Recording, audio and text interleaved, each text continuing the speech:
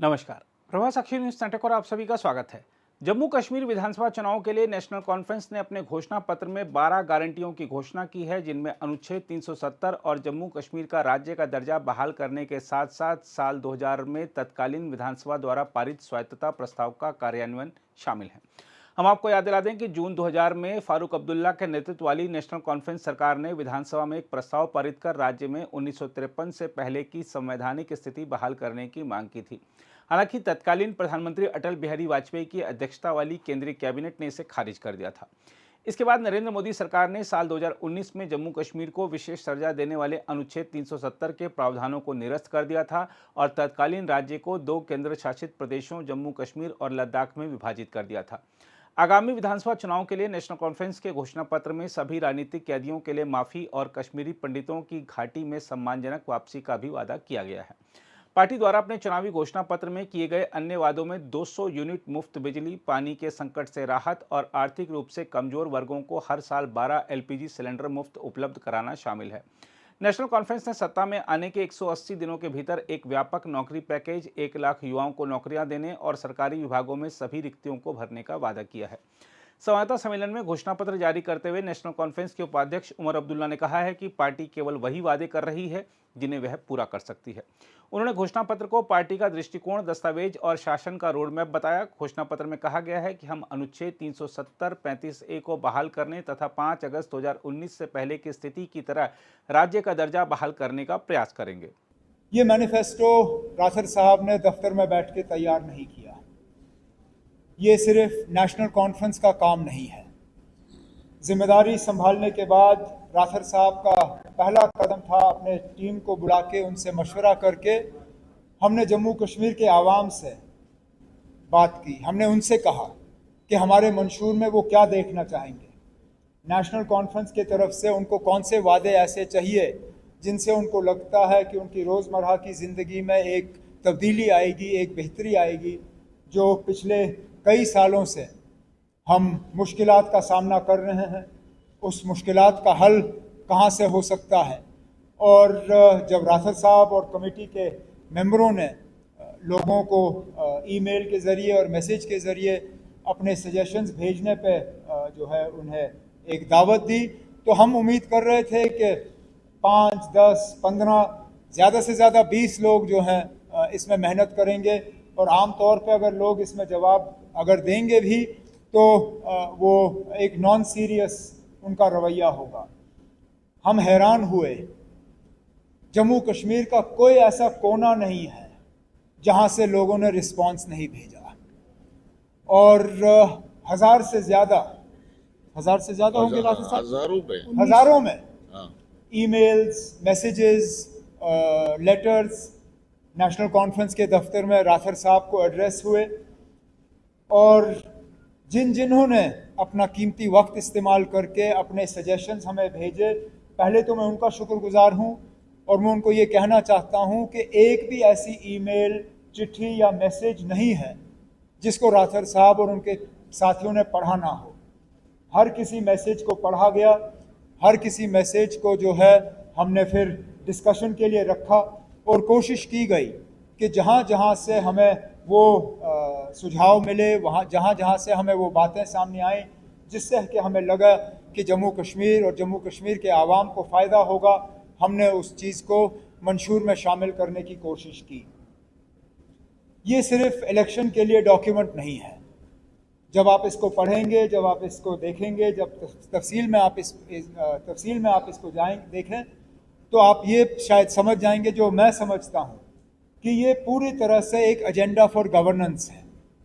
ये 5 साल का एक रोड मैप हम खींच रहे हैं, जो कि इसको पूरा करने पे वाकई जम्मू कश्मीर में एक तब्दीली, एक बदलाव आएगा। बदलाव की बात तो इससे पहले बहुतों ने की, लेकिन धोखा देने के अलावा हमें कुछ नहीं मिला। राथर साहब और इनके साथियों को अगर सदर मोहतरम ने एक बात कही, वो सिर्फ ये थी कि आप वादे वो करिए जो आप कल जाके मुकम्मल कर पाओगे। अब हमारे बाद और भी पार्टियां हैं, वो भी अपने मंशूर जो हैं लोगों के सामने पेश करेंगे। जाहिर सी बात है कि कुछ उनमें से ऐसे भी होंगे जो हमसे बढ़ चढ़ के वादे करेंगे। और मैं यहाँ तक कह सकता हूँ कि वो पार्टियाँ जो कल हुकूमत बनाने की उम्मीद रख भी नहीं सकते, उनके लिए बड़े वादे करना कोई मुश्किल बात है नहीं, क्योंकि जिन लोगों को मालूम है कि वो कल हुकूमत में आएंगे नहीं, वो कुछ भी कह सकते हैं। लेकिन हम लोग जो ये उम्मीद कर रहे हैं कि कल को हमें लोगों के वोट हासिल होंगे, कल को अक्टूबर में जब नतीजे आएंगे तो नेशनल कॉन्फ्रेंस की कामयाबी होगी। हमारे लिए गैर जिम्मेदाराना तौर जो है लोगों से वादे करना या इस तरह के वादे करना जिनको कल हम पूरा ना कर पाएं, वो लोगों के साथ खिलवाड़ होगा, लोगों के साथ मजाक होगा, लोगों के साथ धोखा होगा, और हम उस चीज़ के लिए तैयार नहीं हैं। तो जो भी मंशूर में हम बातें शामिल कर रहे हैं, उन सब पे राथर साहब और उनके साथियों ने बहुत ही ज़्यादा इस पे गौर किया है, इस पे सोचा है, इनको एक्सपर्ट्स के साथ डिस्कस किया है, और तब जाके डिस्कशन और सारा चीज़ करने के बाद आज ये डॉक्यूमेंट तैयार करके हम आपके सामने रख रहे हैं। राशन के डिपो से उनको चीनी दी जाती थी, आज वो चीनी नहीं दी जाती। राशन के डिपो से उनको केरोसिन मिलता था, केरोसिन नहीं दिया जाता।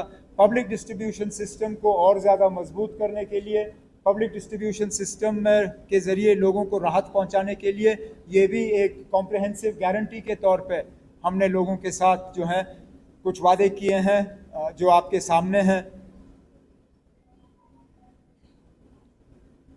ड्रग्स की फिक्र हम सबको है, और इसका हम बार बार जो है जिक्र करते आए हैं कि इसका एक कॉम्प्रहेंसिव और कोहिसिव एक प्रोग्राम हमें तैयार करना होगा, ड्रग एडिक्शन को जो है न सिर्फ कम करने के लिए, बल्कि अपने बच्चों को, अपने बच्चियों को इस बीमारी से पूरी तरह से आज़ाद करने के लिए।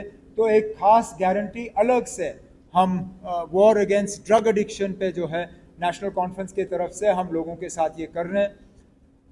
एग्रीकल्चर और हॉर्टिकल्चर हिस्टोरिकली ये हमारे की इंडस्ट्रीज़ रहे हैं टूरिज़्म के साथ। इनको और बढ़ावा देने के लिए, इनको बचाने के लिए, इनको और मजबूत करने के लिए एक कॉम्प्रहेंसिव प्रोग्राम, फ्रूट, सैफरन, इन सब चीज़ों को लेके यहाँ पे जो है नेशनल कॉन्फ्रेंस के मैनिफेस्टो में इनका जिक्र किया जा रहा है।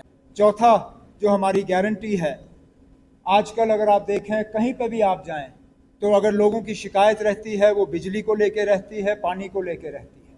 बिजली कहीं है नहीं, लेकिन बिजली के बिल आपको वक्त पे मिलते हैं, और रोज़ कहीं ना कहीं बिजली की कीमत जो है वो बढ़ाई जा रही है। बिजली और पानी की जो तकलीफ़ें लोगों को हैं, इसके बारे में भी एक कॉम्प्रहेंसिव गारंटी लेके हम लोगों के सामने जा रहे हैं कि किस तरह लोगों की जो परेशानियां हैं बिजली और पानी को लेके, इसको हम किस तरह एड्रेस करेंगे। इसमें एक ख़ास वादा जो हम लोगों के साथ कर रहे हैं वो 200 यूनिट मुफ्त बिजली का, और जैसे मैंने आपसे इससे पहले कहा, कुछ लोग तो इससे ज़्यादा वादा करेंगे, वो उन तक है, लेकिन जो लोग कल हुकूमत में होंगे नहीं, वो कुछ भी कह सकते हैं। हम जानते हैं कि गैर जिम्मेदाराना वादा अगर हमने करना होता सिर्फ लोगों को अपने तरफ खींचने के लिए, तो इस 200 को हम 1000 भी कर देते, लेकिन वो जम्मू कश्मीर के लिए मुमकिन नहीं होगा, वो लोगों के साथ धोखा होगा। तो हमारी जो फाइनेंशियल पोजीशन है उसको देखते हुए राथर साहब और उनके साथियों ने ये कॉम्प्रहेंसिव इलेक्ट्रिसिटी और वाटर के लिए जो वादे हैं वो लोगों के सामने रखे हैं। सोशल वेलफेयर को लेके एक ख़ास गारंटी हम लोगों के साथ कर रहे हैं। इसमें EWS के तहत हमारी जो हमारी माएँ बहनें हैं उनकी मदद के लिए 5,000 रुपये महीने का एक रिलीफ का पैकेज वो है। इसमें मुफ्त सिलेंडर फराहम करने की बात मैं माफ़ी चाहता हूँ, इसमें एक प्रिंटिंग में एक गलती आई है। हमने इसको 6 तो लिखा है, लेकिन नेशनल कॉन्फ्रेंस की तरफ से हमने 12 सिलेंडरों का लोगों के साथ वादा किया हुआ है। हम 12 सिलेंडर जो हैं लोगों को फराहम करने का काम जो है इलेक्शन के बाद जो इकोनॉमिकली वीकर सेक्शंस हैं उनको हम ये सिलेंडर जो हैं फराहम करेंगे। हम आपको बता दें कि जम्मू कश्मीर विधानसभा के लिए 3 चरणों में चुनाव होंगे। 90 सदस्यीय विधानसभा के लिए 18 सितंबर, 25 सितंबर और 1 अक्टूबर को वोट डाले जाएंगे, जबकि नतीजे 4 अक्टूबर को घोषित किए जाएंगे।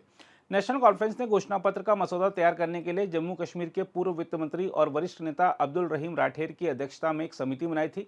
इस समिति में पार्टी के श्रीनगर से सांसद आगा सैयद रुहल्ला मेहदी समेत अन्य वरिष्ठ नेता भी शामिल थे। दूसरी ओर बीजेपी ने नेशनल कॉन्फ्रेंस के घोषणा पत्र को झूठ का पुलिंदा बताते हुए इसे खारिज कर दिया है और कहा है कि इस बार के विधानसभा चुनाव में जनता बीजेपी को सत्ता सौंपेगी। आज नेशनल कॉन्फ्रेंस का मैनिफेस्टो रिलीज हुआ और मैनिफेस्टो रिलीज करने के साथ ही नेशनल कॉन्फ्रेंस दोबारा से जम्मू कश्मीर को दोबारा अंधेरे के युग की तरफ लेके जाना चाहती है। ये मंशा भी क्लियर हो गई। नेशनल कॉन्फ्रेंस की पॉलिसी रही है लोगों को गुमराह करने की, लोगों को मिसलीड करने की और पॉलिटिकली ब्लैकमेल करने की। उसी सिलसिले में एक और बढ़ोतरी है नेशनल कॉन्फ्रेंस का मैनिफेस्टो, जो कि एंटी नेशनल है, प्रो सेपरेटिस्ट है, लोगों को भरमाना चाहता है और जम्मू कश्मीर में जो हालात बड़ी मुश्किल से ठीक हुए हैं उनको दोबारा खराब करना चाहता है। नेशनल कॉन्फ्रेंस के मैनिफेस्टो के ऊपर देखें तो आपको दिखेगा कि इसमें नेशनल कॉन्फ्रेंस बात करती है पब्लिक सेफ्टी एक्ट को रिपील करने की। वो एक्ट जो लोगों की भलाई, सिक्योरिटी के लिए, सेफ्टी के लिए बनाया गया और जिसके तहत कार्रवाई होती है तो वो लोग जो अशांति फैलाते हैं समाज में उनको पकड़ा जाता है, उनको डिटेन किया जाता है। नेशनल कॉन्फ्रेंस कहती है कि हम पीएसए एक्ट ही खत्म कर देंगे। नेशनल कॉन्फ्रेंस कहती है कि हम पॉलिटिकल प्रिजनर्स को रिलीज कर देंगे। पॉलिटिकल प्रिजनर्स कौन हैं? ये तो डिफाइन नहीं हुआ, क्योंकि प्रिजनर्स तो वही हैं जो किसी ऑफेंस के तहत जो है जेलों में बंद हैं। तो नेशनल कॉन्फ्रेंस कहना चाहती है कि जो लोग जेलों में बंद हैं ऑफेंस कमिट करने के बाद, उनको नेशनल कॉन्फ्रेंस जो है छुट्टी देगी, उनको समाज में वापस लेके आएगी, ताकि फिर पत्थरबाजी की घटनाएं दोबारा बढ़ें, फिर सेपरेटिज्म की बात करने वाले लोग जो है वो सामने आए। इसी तरह नेशनल कॉन्फ्रेंस की एक मैनिफेस्टो में बड़ी अजीब बात यह है, वो कहते हैं कि हम हैरेसमेंट नेशनल हाईवे के ऊपर बंद कर देंगे। तो आप नेशनल हाईवे के ऊपर जो चेकिंग होती है, जो फ्रिस्किंग होती है, आप उन फ्रिस्किंग पॉइंट को खत्म करना चाहते हो। अगर आप नेशनल हाईवे के ऊपर चेक और फ्रिस्किंग पॉइंट को खत्म करोगे तो नेशनल हाईवे के ऊपर मिलिटेंट्स की मूवमेंट होगी, नेशनल हाईवे के ऊपर नारकोटिक की मूवमेंट होगी। आप नार्को मिलिटेंसी नेक्सस को बढ़ाने के लिए इस तरह की बातें आपने मैनिफेस्टो में रखी। नेशनल कॉन्फ्रेंस के मैनिफेस्टो में सबसे ऊपर लिखा हुआ है कि हम आर्टिकल 370 और 35A को रिस्टोर करने की कोशिश करेंगे। आर्टिकल 370 और 35A को खत्म करने का फैसला नेशनल पार्लियामेंट ने किया, जिसके ऊपर सुप्रीम कोर्ट की मोहर भी लगी। तो आप लड़ाई करवाना चाहते हो एक यूनियन टेरिटरी के लेजिस्लेचर और पार्लियामेंट के बीच में। पार्लियामेंट्री सुप्रीमेसी की अगर बात करें तो नेशनल कॉन्फ्रेंस को यह साफ होना चाहिए कि पार्लियामेंट सुप्रीम है। पार्लियामेंट के फैसले को यूनियन टेरिटरी की लेजिस्लेटिव असेंबली चैलेंज नहीं कर सकती। और इस चीज का भी ध्यान रखिए कि आर्टिकल 370 और 35 खत्म होने के बाद हालात इतने अच्छे हुए हैं आज जम्मू कश्मीर में कि लोग यहां पे आजादी से आ जा सकते हैं। टूरिज्म को बड़ा बढ़ावा मिला है, इंडस्ट्री बड़ी है, फली फूली है। आप हमको लेके जाना चाहते हो, इस पूरे यूनियन टेरिटरी जम्मू कश्मीर को लेके जाना चाहते हो वापस से उन हालात में जो 5 अगस्त 2019 से पहले थे। 90 के दिहाई के हालात में लेके जाना चाहते हो आप जम्मू कश्मीर को। क्या आप चाहते हो कि जम्मू कश्मीर की धरती पर, सड़कों पर वैसे ही निर्दोष लोगों का खून बहे जैसे पहले बहता रहा है? बड़ी कुर्बानियों के बाद, हजारों लोगों की कुर्बानियों के बाद और एक बड़ी जद्दोजहद के बाद हमने 370 और 35A से छुटकारा पाया है। और उसके बाद हालात को गवर्नमेंट ऑफ इंडिया ने बड़ी मुश्किल से और सिक्योरिटी फोर्सेस की मेहनत से नॉर्मल किया है। इन हालात को खराब करने वाला ये नेशनल कॉन्फ्रेंस का मैनिफेस्टो है, जिसकी कोई डायरेक्शन नहीं है। आपने प्रोमिसेस लोगों को किए, लेकिन उस प्रोमिसेस को फुलफिल कैसे करना है उसका कोई रोड मैप नहीं है। आप मुफ्त में बिजली देने की बात करते हो, नौकरियां देने की बात करते हो, लेकिन इन प्रोमिसेस को फुलफिल कैसे करना है उसका कोई ब्लूप्रिंट नहीं है, कोई एजेंडा नहीं है।